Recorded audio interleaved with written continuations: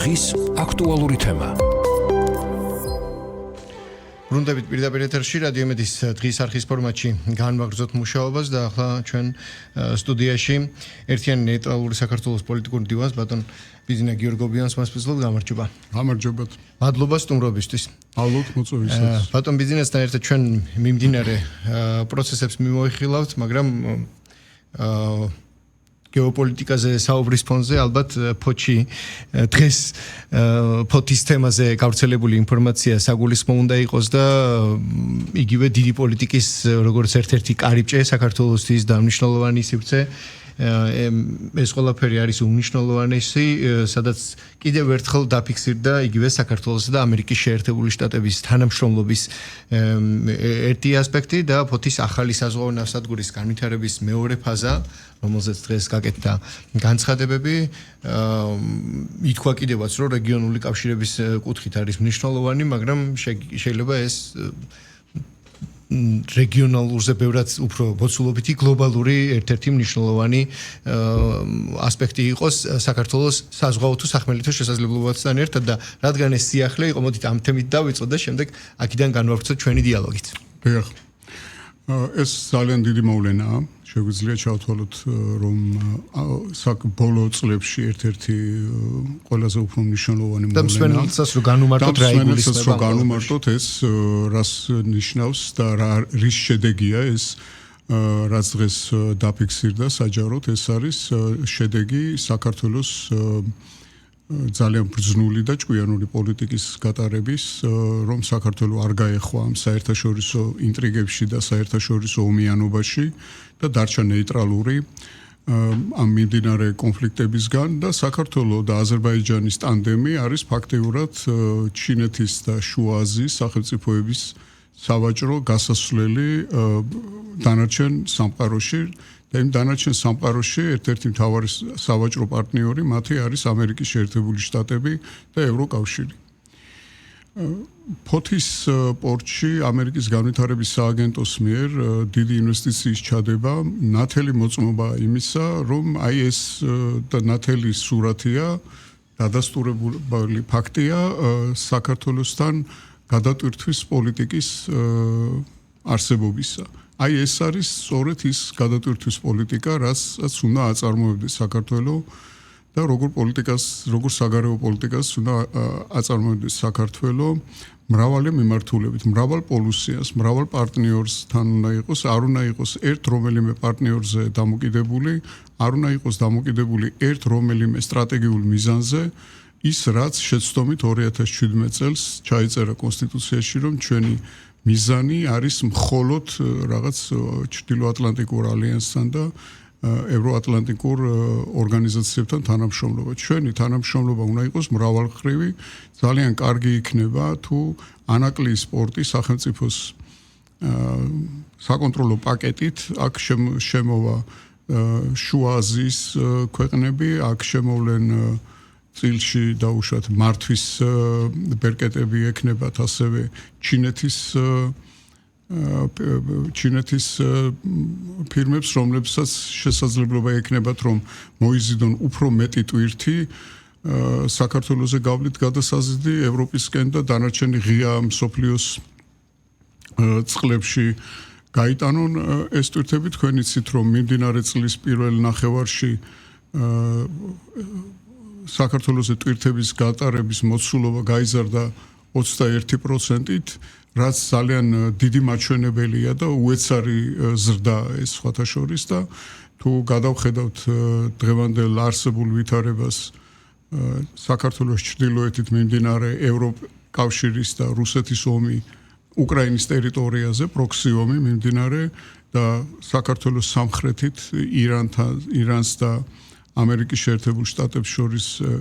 ენერგეტიკულ რესურსებზე წვდომისათვის მიმდინარე ომი, აქ სამხრეთ კავკასია გამოიყურება ერთგვარ მშვიდობის კუნძულად და ძალიან კარგია, რომ საქართველოს აქვს ამის შესაძლებლობა, რომ შეაკავოს ყოველგვარი პროვოკაცია, რომელიც მომდინარეობს საქართველოს წინააღმდეგ სხვადასხვა მხრიდან, ეს იქნება ბრიუსელის ბიუროკრატია, ბრიუსელის მმართველი პარტია ეს პარტია რომელიც სხვადასხვა რეზოლუციებს აცხობს ბოლო 4 წელია ევროსაბჭოს საპარლამენტო ასამბლეა იქნება ეს თუ ევროპარლამენტის ხდომა იქნება და ამ ქვეყნებიდან მომდინარე აგრესიას საქართველოს პასუხობდეს ძალიან მოქნილი და ძალიან კარგი და სწორი საგარეო პოლიტიკით ეს სამომავლოდ საქართველოს მისცემს გარანტიას იმისას რომ მოძლიერდეს ფინანსურად და ეკონომიკურად და ჩვენ იმიტომ ვამბობთ ზუსტად და გსურს რომ საქართველოს კონდეს ნეიტრალური პოზიცია დაფიქსირებული როგორც სახელმწიფოს რომ მომავალში აღარ გახდეს მანიპულაციის ობიექტი და სხვადასხვა სახელმწიფოებს არ კონდეს იმის იმედი წინასწარ გაცხადებული იქნება რომ საქართველოს არის ნეიტრალური სახელმწიფო და მათ აღარ უნდა კონდეთ იმის არც იურიდიული და არც ფაქტობრივი უფლება და სურვილი იმისა რომ საქართველოს გამოიყენო როგორც მარიონეტული პროქსი ქვეყანა თავი საკუთარი მიზნების განსახორციელებლად ისე როგორც დღეს იყენებენ უკრაინის ტერიტორიას რუსეთის ფედერაცია და ევროკავშირის რამოდენიმე სახელმწიფო ფაქტიურად ეს გახადეს საომარი ლელო ჩვენ ბავშვობის სკოლაში რო გვასწავლდნენ რომ ორზღვაშუა საომარი იყო ლელო ეს საომარი ლელო არ უნდა იყოს საქართველოს უნდა იყოს თანამშრომლობის და ესე იგი რაღაც ინტერესების თანხვედრის არეალი, სადაც შეიძლება რომ განხორციელდეს დიდი ეკონომიკური პროექტები და სადაც შეიძლება რომ მშვიდობიანი განვითარება იყოს და სადაც შეიძლება რომ ორიენტირებული ვიყოთ ჩვენ განვითარებაზე და არა გადარჩენაზე, როგორც ეს ისტორიულად ჩვენ დაგვებედა და ქონდა სულ და გვაქვს ჯერჯერობით კიდევ რომ აი რამენერად გადავრჩეთ და უნდა გადავრჩებით აღწერას გვაჩვენებს რომ ჩვენ დემოგრაფიულად ისეთი კატასტროფა არ გვაქვს როგორც სხვა ქვეყნებს, ყველაფერი შედარებითი არა, ევროპის ქვეყნებს დაუშვათ იგივე რუსეთს და სხვა ქვეყნებზე უარესიც არ გვაქვს, ჩვენ მეზობელ ქვეყნებზე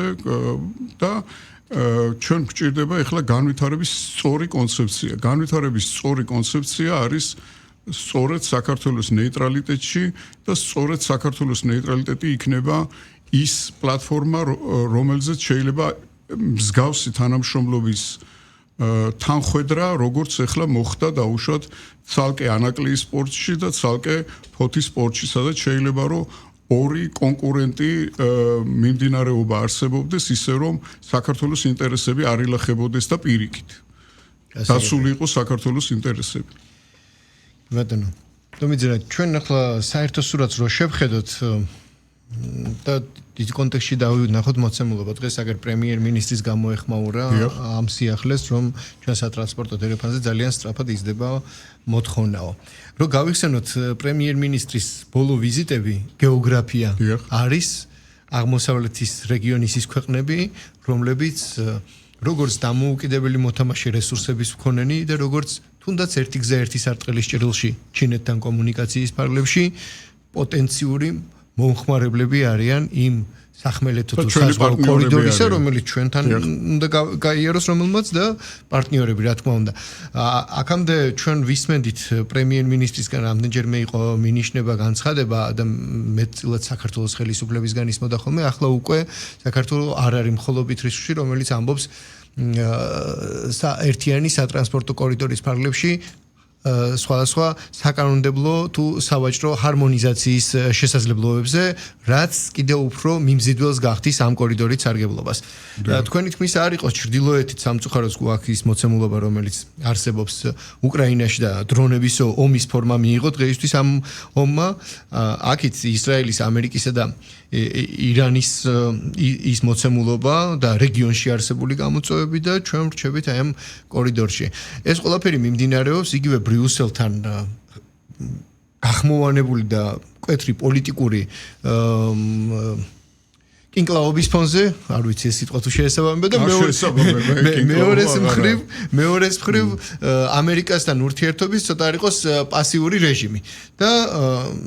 დღეს აგერ ეკონომიკური ასპექტით გამოწვეული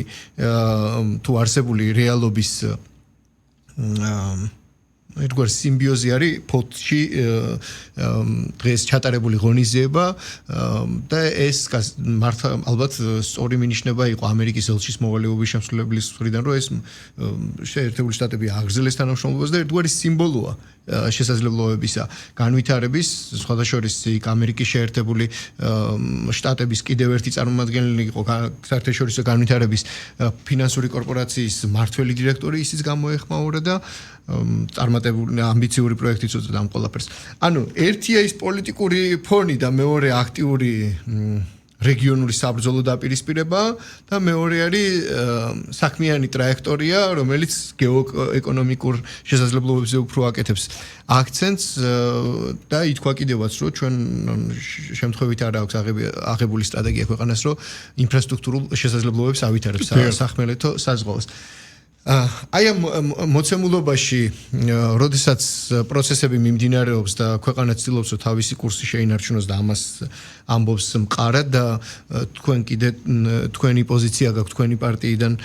გამომდინარე და ამბობთ, რომ თუ ნეიტრალიტეტს ავიღებთ საერთოდ აი ამ იდენტობასთან თუ საკუთარი მსოფლმხედველობის შენარჩუნების თვალსაზრისით მოქნილობა კიდევ უფრო გაადვილდება, ეს ასე ვთქვათ, კიდე ცალკეული თემაა. რამდენად ხედავთ იმ რესურსს, რომ გრძელვადიან პერიოდში რა ვადას ხედავთ იმისთვის, რომ ეს ყველაფერი უფრო შეგრძნებადი გახდეს საქართველოს თითოეული მოქალაქისთვის და არ დარჩეს სტატისტიკურ მაჩვენებლებად და რაღაც და არა მხოლოდ და არ იყოს ლაპარაკი მხოლოდ თეორიაზე, როდესაც და პერსპექტივაზე და არ იყოს ლაპარაკი, რომ აი დაუშვათ ეს რაღაც გლობალური პოლიტიკა და ნეიტრალიტეტი და ასე შემდეგ, ეს ყველაფერი აისახება ეს ყველაფერი აისახება ჩვეულებრივად კერძო ყველა მოქალაქის ჯიბეზე აბსოლუტურად. თქვენ წარმოიდგინეთ, ახლა ერთი წუთი დაუშვათ, რომ ჩვენ ავყოლოდით იმას, რაც უნდათ, რომ საქართველოში გაკეთებულიყო 2022 წელს, რა მდგომარეობაში ვიქნებოდით დღეს. დღეს ჩვენ ვიქნებოდით არა გახარებული და პოზიტიურ განწყობაზე იმისთვის, რომ ფოთის სპორტში ამერიკის შეერთებული შტატების განვითარების სააგენტომ ამხელა ინვესტიცია განახორციელა და ამხელა პროექტი განხორციელდება და ცალკე სახელმწიფო თვითონ საკუთარი სახსრებით აშენებს კიდევ ერთ ღრმაწყლოვან პორტს ანაკლიაში. ამაზე კი არ ვილაპარაკებდი ჩვენ იმაზე, რომ პური არ არის, საჭმელი არ არის, სად დაიმალოს ადამიანები, სად გაიხიზნონ და ასე შემდეგ. ანუ ამ ყველაფერს რაზე ჩვენ ვლაპარაკობთ, აქვს თავისი საკუთარი ძალიან კონკრეტული შედეგი ყველა ადამიანზე, ვინც საქართველოში ცხოვრობს. ეხლა მე წავიკითხე დღეს დილით, რომ პაվել დუროვი ჩამოსულა საქართველოში, რა. ეს პაվել დუროვი არის ცნობილი მილიარდერი, რომელიც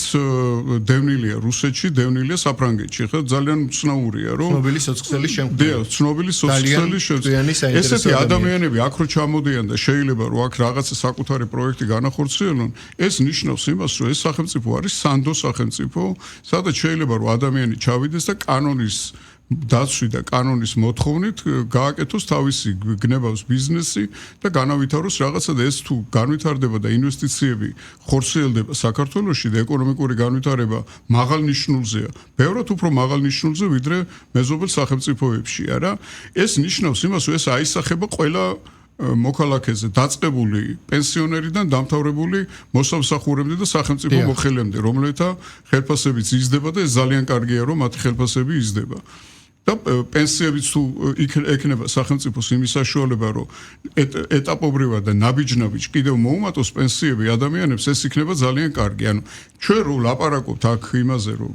უნდა ვიყოთ ნეიტრალური სახელმწიფო და არ უნდა მოვყვეთ ჩვენ ვიღაცა დიდი ქვეყნების სურვილების იმათ არ უნდა ვიქცეთ ამსრულებელ სახელმწიფო და აღარ უნდა ვიყოთ საქართველოს სახელმწიფო პროვოკატორი, ესეთი დანიშნულების სახელმწიფო, რომელიც რაღაც უკიტინებდა იქ ხან რუსეთს, ხან მეზობელ ქვეყნებში აქედან ფული იგზავნებოდა რევოლუციების დასაფინანსებლად და იყო ერთი უბედურება, ხან შუა აზიაში დადიოდნენ ქართველი რევოლუციონერები ფერადი რევოლუციების მოსაწყობად და ხან უკრაინაში და ხანსა. ესეთი სახელმწიფო არავის არ მოწონს. ევროკავშირი თუ უყურებთ, ჩვენ გვიყურებს მათ ისევ ჩვეულებრივი კოლონიზატორული დამოკიდებულება აქვს. ჩვეულებრივი კოლონისტები არიან ისინი, უკვე 400-500 წელია, მათ კოლონიური პოლიტიკის გარდა საგარეო პოლიტიკის სხვა მეთოდი და ის არა აქვთ, რა ქვია, კონცეფცია. ისინი არიან პირდაპირ გიყურებენ როგორც კოლონისტები, ისე მეტი სხვა დამოკიდებულება მათ არ აქვს. თუ ჩვენ გვაქვს კოლონისტებიც გვიყურებენ, მაგრამ სხვაობები არის. იცით რა შეასაქმე, თქვენ გულისხმობთ რუსეთს. რუსეთი ამ სახელმწიფოებს იერთებდა თვითონ და ევროპელები იმ სახელმწიფოებს არ იერთებდნენ და კოლონიური ეკონომიკა ჰქონდათ. შეერთებული ქვეყნის ეკონომიკა შეერთების დროს რუსეთი მათ თავის ეკონომიკაში რთავდა. ცუდ ეკონომიკაში, მაგრამ თავის ეკონომიკაში რთავდა. და ევროკავშირი აგრძელებს იმას, რაც ჰქონდა დაუშვათ იქ აფრიკის კოლონიებში ისე უყურებს ამ აღმოსავლეთ ევროპის ქვეყნებს, აი ხო ნახეთ თქვენ რომ აქ რომ მივიღებთო მაგათო ისეთი უფლება კი არ ექნებათო როგორც ჩვეულებრივ წევრებს აქვთ. ემათო აი ხმის უფლება ამაში არ ექნებათ არის. ანუ სეგრეგაციას აკეთებენ ახალი სახელმწიფოების და იმ ახალ აღმოსავლეთ ევროპის სახელმწიფოებს უყურებენ როგორც ევროკავშირის კოლონიას და გამოსაყენებენ მატერიალს ან რუსეთთან დასაპირისპირებლად, ან თურქეთთან ანგარიშების გასასწორებლად, ან სხვა მიზნით. სხვა მათ დამოკიდებულება არ აქვს. ამიტომ ჩვენს მიერ ნათქვამი ეს და ჩვენს მიერ წამოყენებული ეს ნეიტრალიტეტის პლატფორმა, პოლიტიკური პლატფორმა ჩვენს საშუალებას გვაძლევს, რომ დავიცვათ საკუთარი ეროვნული ინტერესები. დავიცვათ წინასწარ იყოს განსაზღვრული და წინასწარ იყოს ცნობილი ჩვენი მეზობლებისთვისაც და არამეზობლებისთვისაც საქართველოს პოზიცია იმ შემთხვევაში თუ ჩვენთან სიახლოვეს ან ჩვენს რეგიონში დაიწყება რაიმე სამხედრო კონფლიქტი ან ეკონომიკური კონფლიქტი. ეკონომიკური სხვა შორის ნეიტრალიტეტი არ ნიშნავს მხოლოდ იმას, რომ აი არავის საქმეში მე არ ვერევი და ჩემ საქმეში ნუ ჩაერევა. ნუ რა ვინდა ტყუილად ვიღაც ისინი პროპაგანდისტები ტყუილად ცდილობენ რომ წარმოადგინონ რომ აქ აბა რა გინდა თქვენ ხა გამოაცხადებთ ნეიტრალიტეტს და სხვა სახელმწიფოები აღარ დაგესხმიანო თავს. როდესაც სხვა სახელმწიფოები აღიარებენ შენ ნეიტრალიტეტს, სწორედ სხვა სახელმწიფოების მიერ აღიარებული ნეიტრალიტეტის სტატუსი არის ყველაზე უფრო ძლიერი დამცავი მექანიზმი, ვიდრე რაღაც დაუშვათ ის რომ იქიდან 40 წელს ჯაველინს მოყიდის ამერიკის შეერთებული შტატები და მერე უკრაინაში რომ ომი დაიწყება, პირველი რაც მოითხოვეს ის 40 წელი ჯაველინი გადაეცით უკრაინელებს და მერე მოგცემთ კიდე თქვენო. არა, ამიტომ ეს სტატუსი არის ძალიან ბევრი რამის თქმელი და ძალიან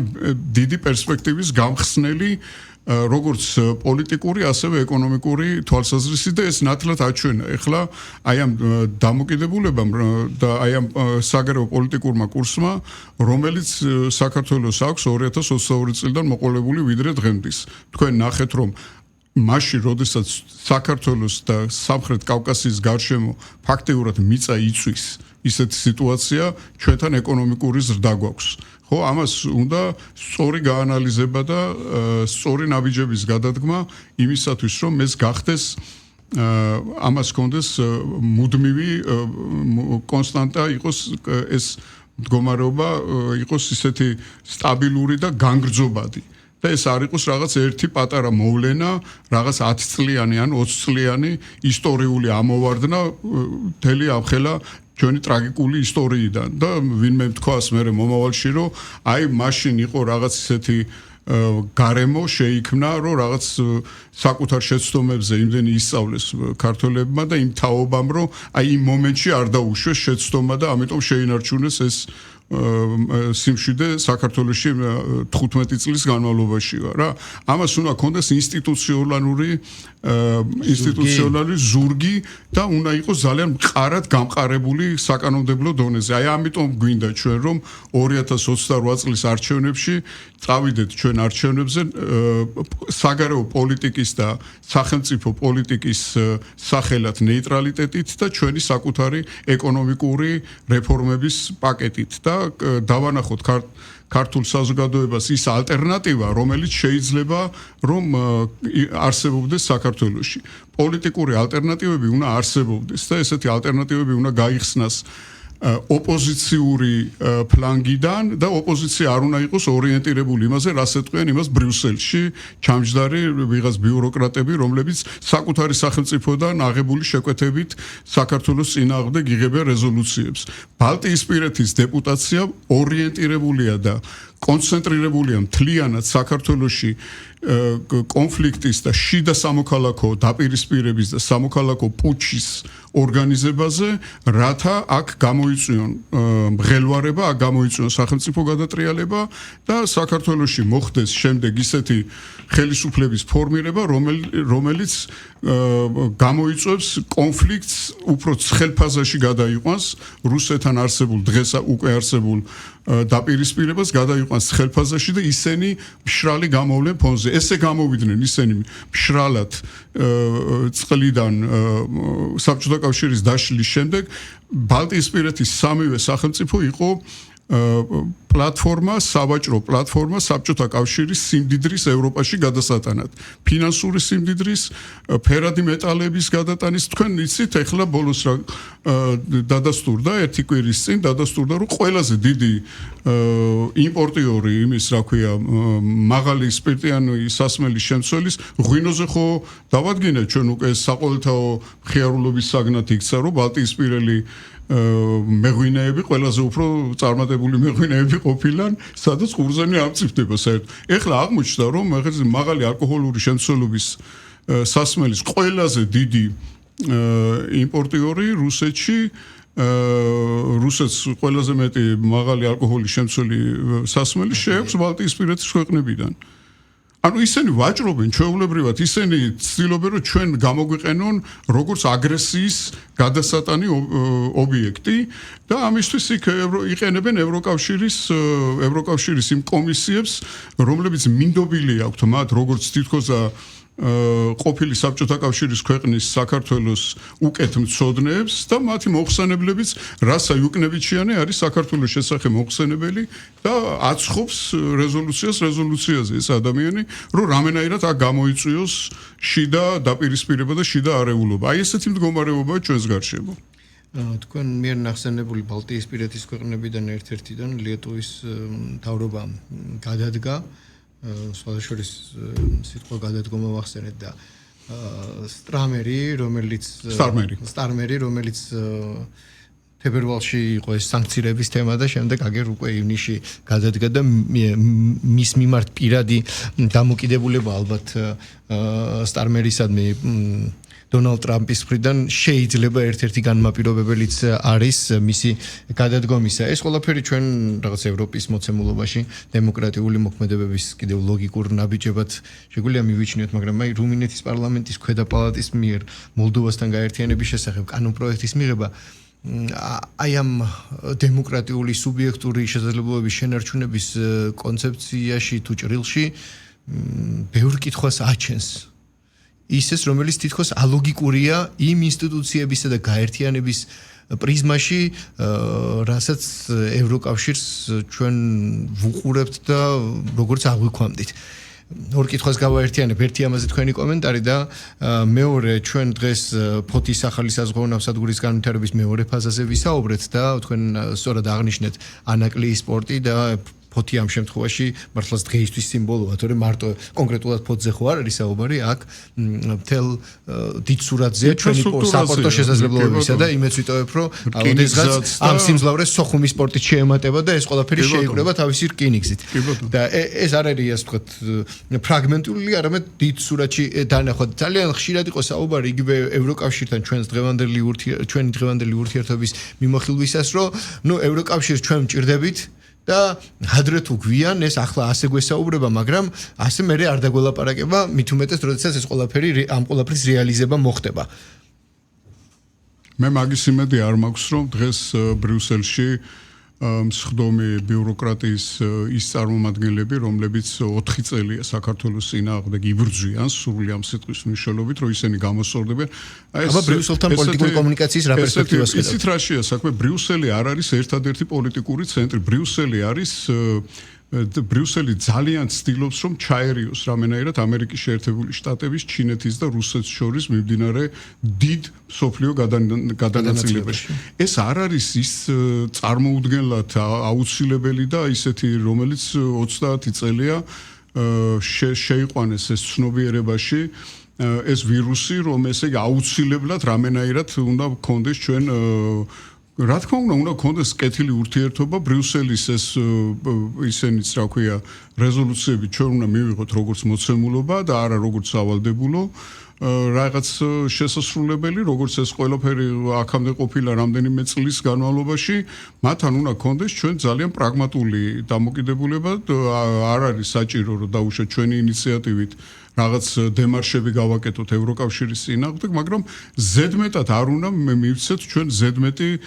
ის რა ქვია მნიშვნელობა მათ მიერ მიღებულ გადაწყვეტილებებს. თქვენ წარმოიდგინეთ, რომ ჩვენ რო ეხლა დღეს ვიყოთ ევროკავშირის წევრები, ესე ვერ ვილაპარაკებდით, მე უკვე ჩვენ ვალდებულებები გვექნებოდა იქ. ისინი ჩვენგან უკვე ითხოვენ და ადრეც ითხოვდნენ და დღესაც ითხოვენ დელეგირებას იმ სუვერენული უფლებებისა, რომ საქართველოს მიიღოს თუ არა რაღაც გარკვეული შენიშვნა ან კიდევ შეასრულოს თუ არა გარკვეული გადაწყვეტილება, რომელიც ბრიუსელში იქნება მიღებული.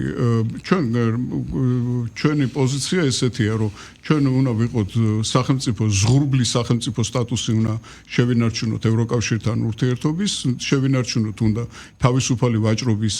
რეჟიმი და ასოცირების ხელშეკრულება არსებობს ევროკავშირთან და ინტეგრაციისთვის ეს სრულიად საკმარისია იმ სტანდარტების, რაც დაუშვათ ქართული წარმოებისთვის და ქართული სინამდვილისთვის იქნება თავსებადი უნდა გადმოვიღოთ ჩვენის, მაგრამ ვალდებულებები ევროკავშირში შიგნით, სავაჭრო ვალდებულებები არის ძალიან მძიმე საქართველოსნაირი ქვეყნებისთვის და ჩვენ ეს კავშირში წევრობა ეკონომიკური, ფინანსური და პოლიტიკური თვალსაზრისით ჩვენ მიზნებში საქართველოს სტრატეგიულ მიზნებს ეს არ შეესაბამება. საქართველოს სტრატეგიულ მიზნებს შეესაბამება მრავალ ვექტორიანი საგარეო პოლიტიკა, რომელიც იქნება ჩრდილოეთის და სამხრეთის, აღმოსავლეთის და დასავლეთის დამაკავშირებელი ეკონომიკური და ფინანსური ჰაბი ნეიტრალური სახელმწიფო სტატუსით. ეს არის ჩვენი პოზიცია. ხელისუფლება ცდილობს რომ წარმოადგინოს რომ თითქოს და მაინც არსებობს რაღაც იმედი და ამბობენ რომ აი ჩვენ მივდივართ რაღაც ღირსებით ევროპისაკენ და ისინი გამოსწორდებიან ამის იმედი ჩვენ არ გვაქვს რომ ისინი როდისმე გამოსწორდებიან და ოდესმე დაუშვათ იტყვიან რომ აი ჩვენ რაღაც წინა 4 წლის განმავლობაში იცით რა არის იქ მართაკოსი იქნება ის თუ კაია კალასი თუ რასაი უკნევიჩიანე თუ სხვა რომელიმე ისეთი აი თავდაცვის კომისარი როა აქ 80-იანი წლებიდან ჩამოდიოდა ხოლმე აქ დავამიწყდი იმ კაცის გვარი ხო რომ ესენი ცდებოდნენ და ეხლა ჩვენ უნდა შევცვალოთ საქართველოსთან რაღაც დამოკიდებულება და უნდა საქართველოს იყოს ჩვენი მოწინავე ესეთი მეგობარი და მივიღოთ ევროკავშირში ესეთი მოლოდინი ჩვენ პირადად არ გვაქვს თუ ესეთი მოლოდინი და ესეთი ნაივური დამოკიდებულება აქვს ვინმეს ეს უკვე მათი პრობლემაა ჩვენ ხედავთ რომ თვითონ ევროკავშირს და ევროკავშირის იმ ქვეყნებს მეზობლებს რომელთაც მათ გაუხსნეს მოლაპარაკება ამის რეალური იმედი რომ მოლაპარაკების შედეგად ისინი შევლენ ევროკავშირში არა აქვთ მოლდოვა ცდილობს რომ გააუქმოს თავის სახელმწიფო შეუერთდეს რუმინეთს და ამ გზით გახდეს ევროკავშირის წევრი თუმცა ესეც გამორიცხული ოფცია მინდა მაყურებელმა იცოდეს ეს რომ ესე ვერ მოხდება ვინაიდან კი მიიღო რუმინეთის ერთ-ერთმა პალატამ ესეთი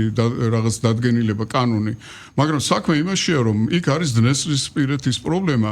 და ევროკავშირში პრობლემით ტერიტორიული პრობლემით ევროკავშირის წევრი ქვეყანა ვერ გახდება იმიტომ რომ ევროკავშირის დამფუძნებელ აქტში არის 42 მუხლის მე-7 პუნქტი რომლითაც მიხედვითაც სხვა ევროკავშირის ქვეყნები უკვე ვალდებული არიან სამხედრო დახმარება აღმოუჩინონ იმ ქვეყანას რომლის ტერიტორიაზეც უცხო ქვეყანა შევიდა ჯარით ან უნდა იმ ქვეყანამ აღიაროს ის ტერიტორია ცალკე სახელმწიფოდ ჩვენ თუ აღიარებთ ცალკე სახელმწიფოდ ჩვენს ტერიტორიას აფხაზეთს და ჩვენს ტერიტორიას ცხინვალს მაშინ უკვე სხვა საქმესა და სხვა მოვლენასთან გვექნება საერთოდ საქმე თუ არა მაშინ ჩვენ შიგნით რო შევალთ ამ პრობლემით შიგნით არავინ არ შეგვაყოფინებს ხირს იმიტომ რომ ჩვენ იქ შეგვაქვს ომი პირდაპირ თვითონ დამფუძნებელი დოკუმენტის იმით რა ქვია მიხედვით. აქედან გამომდინარე ევროკავშირს არ აქვს ეს გაფართოების საშუალება, არ აქვს გაფართოების მიზანი, ეს აღიარა კიდევაც ქალბატონმა იმან რა ქვია მე მგონი უკნებით შეანებ თქო თვითონ რომ 2022 წლამდის ეს გაფართოების და კანდიდატის სტატუსის მიცემა არც განიხილებოდა მაგათვისო და მე საჩქარო ჩამოურიგეს ეს კანდიდატის სტატუსი საქართველოს და მოლდოვას და უკრაინას იმისათვის რომ აი ამ ომში ქონოდათ უფრო მეტი ინსტრუმენტი და მეტი ბერკეტი რომ ეს ქვეყნები გამოეყენებინათ საკუთარი მიზნებით მე მგონი თქვენ ბატონ კუბილიუს გულისხმობთ სხვათა შორის თქვენ რაზეც გააკეთეთ აქცენტი თუნდაც იგივე დნესტრისპირეთის სახით პრობლემა გასაგებია რა დონეზე შორს მიმავალი გეგმა ჰქონდა კრემლს როდესაც მსგავსი კონფლიქტები საბჭოთა კავშირის დაშლის შემდეგ დარჩა ყარაბაღის ჩრდილოეთ ყარაბაღის ხო აფხაზეთის სამხრეთ ოსეთის და დნესტრისპირეთის მოცემულობაში და ყველგან ჯერჯერობით რუსეთისთვის სასარგებლოდ იმუშავა ამან ყარაბაღზე აბსოლუტურად სხვა მოცემულობა გვაქვს და რამდენად სასარგებლოდ იმუშავა რუსეთზე საკითხია. დრო ამას კიდე აჩვენებს, მაგრამ ამ დრომდე თუნდაც ჩვენ შემთხვევაში აგერ ჩვენ ტერიტორიებით ვერ ვსარგებლობთ. და სხვათა შორის, როდესაც გასაგებია უფრო აქტიური და სხვანაირ კონდიციაში ძალიან დიდი დოზით, როდესაც დაიწყო საუბარი საქართველოს ნატოში და ევროკავშირში გაწევრიანებასთან დაკავშირებით, იმ თავითვე იყო ხშირად საუბარი იმაზე, რომ აი ჩვენ რო კონფლიქტური ზონები გვაქვს ეს არის ერთ-ერთი ბერკეტი რომ ჩვენ საბოლოოდ ვერ შევდივართ თორე შევიდოდით და ბოდიში აქვე დავძენ ასეთი პრობლემა არ ქონია უკრაინას რომელსაც არც ყირიმის პრობლემა ქონდა და მაშინ ამ ლოგიკით ჩვენ ზიადრე შეეძლო ამ გაწევრიანებებში ყოფილიყო საქმე რა შეიცით საქმე იმაშია რომ ჩვენ თუ გავყვებით ესე ამ მსჯელობას არა ჩვენ მივალთ იმ კონდიციაზე რომ აი ეს კონფლიქტები რომელიც საქართველოში თავზე მოგვახვიეს ჩვენ თავს მოგვახვიეს არა და რომელიცაც ჩვენი გამოუცდელობით და იმ ვერაგობით რომელი ვერაგობითაც ეს კონფლიქტები იქნა წარმოქმნილი საქართველოში და განვითარებული ჩვენ რომ ვამბობთ რომ დაუშვათ ახლა აქ რო შევსულიყავით ნატოში რო შევსულიყავით ევროკავშირში თქვენ თუ გახსოვთ რუსეთი ამბობდა დაახლოებით 1 სანამ ეს ომი დაიწყებოდა უკრაინაში და სანამ ევროკავშირის ქვეყნები პირდაპირ ჩაერთვებოდნენ უკრაინის იარაღის და ფინანსური მომარაგებით რუსეთი ამბობდა პირდაპირ აცხადებდა პრეზიდენტის და მათი ადმინისტრაცია და პოლიტიკური ელიტას მათი რომ არ ვარ წინააღმდეგი რომ ეს ქვეყნები შევიდნენ ოდესმე ევროკავშირში ჩვენ ამის წინააღმდეგი არ ეხლა სხვანაირად იძახიან უკვე მაშინ მეტი ნატოზე იყო თითქოს პრობლემა და ამაზე არა თითქოს კი არა ნატოზე იყო პრობლემა მხოლოდ იმიტომ რომ ევროკავშირს ისინი არ თuliდნენ მტრად ამაზე თითქოს არ იყო მაგრამ ეხლა უკვე მას შემდეგ რაც ევროკავშირი გადავიდა პირდაპირ შეიარაღების რელსებზე და პირდაპირ აცხადებენ ისინი რომ მზად უნდა იყვნენ რუსეთის წინააღმდეგ 2028-30 წელს სამხედრო დაპირისპირებისათვის ის უკვე რუსეთის რიტორიკა შეიცვალა კარდინალურად და რადიკალურად და ისინი ამბობენ რომ რაც არის ნატოსთან როგორიც იყო დამოკიდებულება ნატოსთან ისეთი ევროკავშირთან ამიტომ იყო თუ გახსოვთ თქვენ სომხეთის პრეზიდენტი როდესაც შეხვდა რუსეთის პრეზიდენტს იმან უთხრა რომ ორივეგან არ გამოვა ესე არ იქნებოდა დაახლოებით 5 წლის წინ ეს ლაპარაკი მაგრამ ის უკვე რუსეთი აღიქვავს ევროკავშირს ისეთივე მტრად როგორთაც აღიქვავდა ჩრდილო-ატლანტიკურ ალიანსს შესაბამისად თუ ჩვენ ვამბობთ რომ ეხლა ამას ჩვენ არ მივაქცევთ ყურადღებას და ჩვენ მაინც უნდა ღირსებით რაღაცა ვიაროთ ეს უკვე სხვა თემაა და ეს უკვე სხვა დონეზე გასახილავი საკითხი იმიტომ რომ შენ გეუბნება ერთ-ერთი გლობალური მოთამაშე იმ სამიდან ერთ-ერთი გლობალური მოთამაშე რომ აქ ჩემს სიახლოვეს ეს არ გამოვა ეხლა შენ ამის საწინააღმდეგოდ რა ბერკეტები გაქვს და როგორ უნდა იმუშაო და როგორ უნდა მოიქცე არა ეს უკვე სხვა საკითხია ამას ჭირდება სწორი პოლიტიკური ალბათ და მე იმედი მაქვს რომ ქართველი ამორჩეველი არის ძალიან ჭკვიანი და ბრძენი და სწორ არჩევანს აკეთებს ყოველთვის როდესაც არჩევანზე მიდგება საქმე აკეთებს სწორ არჩევანს ტყუილად გონია რომელიღაც პარტიას და რომელიღაც პარტიებზე და თავცხელ იმეებს, რა ქვია, პოლიტიკოსებს, ეგრეთ წოდებულ პოლიტიკოსებს, რომ ამორჩეველია დამნაშავე იმაში, რომ ისინი არ არიან პარლამენტში. ამორჩეველმა მშვენივრად იცის, ვის უნდა მიცეს ხმა. ძალიან კარგად. ქართველი ამორჩეველი, თქვენ ნახეთ, აგერ წინ არჩევნებზე ნახევარი ქალაქი დაიცალა, წავიდა ყველა თავის ჩაწერის ადგილას და გააკეთა ძალიან სწორი არჩევანი და ეხლა იქ იმან, რა ქვია, ევროპარლამენტში, ბრიუსელში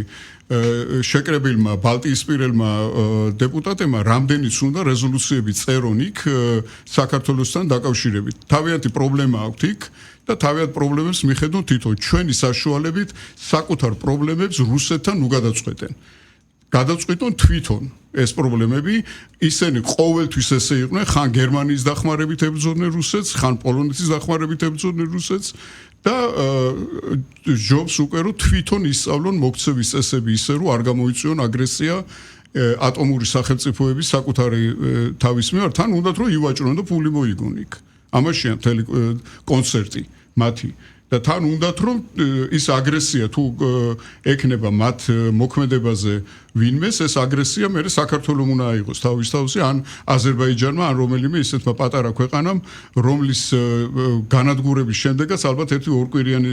მეხსიერება იქნება იმ საშინელების, რაც აქ დატრიალდებოდა, თუ ჩვენ ჩავემეოდით იმ ომში, რომელზეც ძალიან ბევრს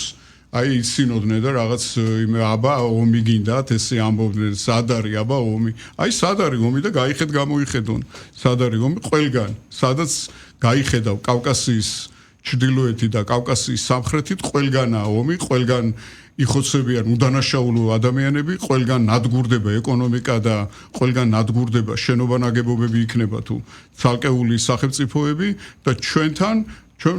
მადლობა ღმერთს რომ დღეს ვლაპარაკობთ იმაზე რომ აი პორტი შენდება აი რკინიგზა გაიხსნა თურქეთის მიმართულებით აი პერსპექტიული ავტობანი შენდება და ასე შემდეგ არა ჩვენ გვირჩევია რომ ჩვენ გქონდეს ყოფითი პრობლემები და ყოფით პრობლემებზე შიგ და პოლიტიკური უთანხმოება დისკუსია დაუშვათ იქ სააფთიაქო პრობლემები იქნება ეს თუ დიუშენის სინდრომის ბავშვების დაფინანსება იქნება თუ ასე შემდეგ ეს გქონდეს პრობლემა ჩვენ ეს გვირჩევია ვიდრე აქ ვილაპარაკოთ იმაზე რომ სად დავიმალოთ და სად გავიხიზნოთ და რომელ დღეში გავიხიზნოთ და ჩვენი შვილები სად დავმალოთ ხო მადლობა ამოიწურეთ ჩვენ საეთერო დრო ამასობაში ერთიანი ნეიტრალური საქართველოს პოლიტიკური მდივანი ბატონი ბიძინა გიორგობიანი იყო ჩვენი სტუმარი მასთან ჩვენი დიალოგი რადიონის Facebook გვერდზე აიტვირთება